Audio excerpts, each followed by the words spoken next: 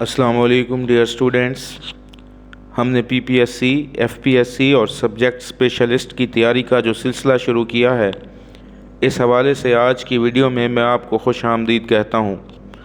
تو آئیے چلتے ہیں آج کی ویڈیو کی طرف۔ آج کا پہلا سوال ہے، شوکت صدیقی کے کس ناول کو پنجاب کی الف لیلہ کہا جاتا ہے؟ اس کا صحیح جواب ہوگا سی، جانگلوس۔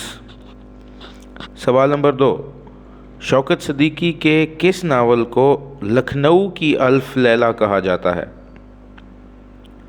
اس کا صحیح جواب ہوگا اے آپشن، چار دیواری۔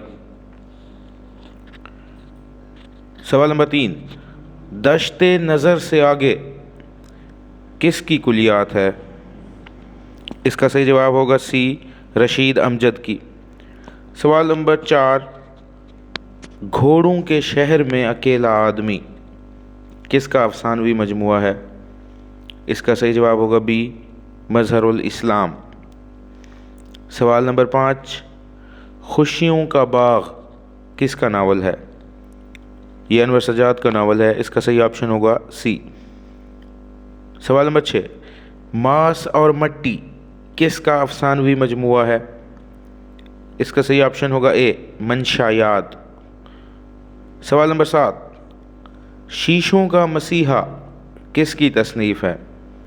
اس کا صحیح جواب ہوگا بی، اشفاق حسین۔ سوال نمبر 8، منٹو کون ہے یہ گستاخ کس کی تصنیف ہے؟ اس کا صحیح جواب ہوگا ڈی، سید عامر سہیل۔ سوال نمبر 9، اردو میں اصول تحقیق کس کی تصنیف ہے؟ اس کا صحیح جواب ہوگا بی، سلطانہ بخش۔ سوال نمبر 10، کلیم الدین احمد نے کس شخصیت کو انڈر گریجویٹ مزاح نگار کہا؟ اس کا صحیح جواب ہوگا سی، شوکت تھانوی۔ سوال نمبر 11، پیاز کے چھلکے کے عنوان سے فکر توسوی کا نام ذہن میں آتا ہے، اس تصنیف کی صنف کیا ہے؟ اس کا صحیح جواب ہوگا بی، کالم۔ سوال نمبر 12، مسدس بدحالی کس کی تصنیف ہے؟ اس کا صحیح جواب ہوگا سی، ضمیر جعفری۔ سوال نمبر 13، پہلی بیگم مزاحیہ ناول کے مصنف کا نام بتائیں۔ اس کا صحیح جواب ہوگا بی، شوکت تھانوی۔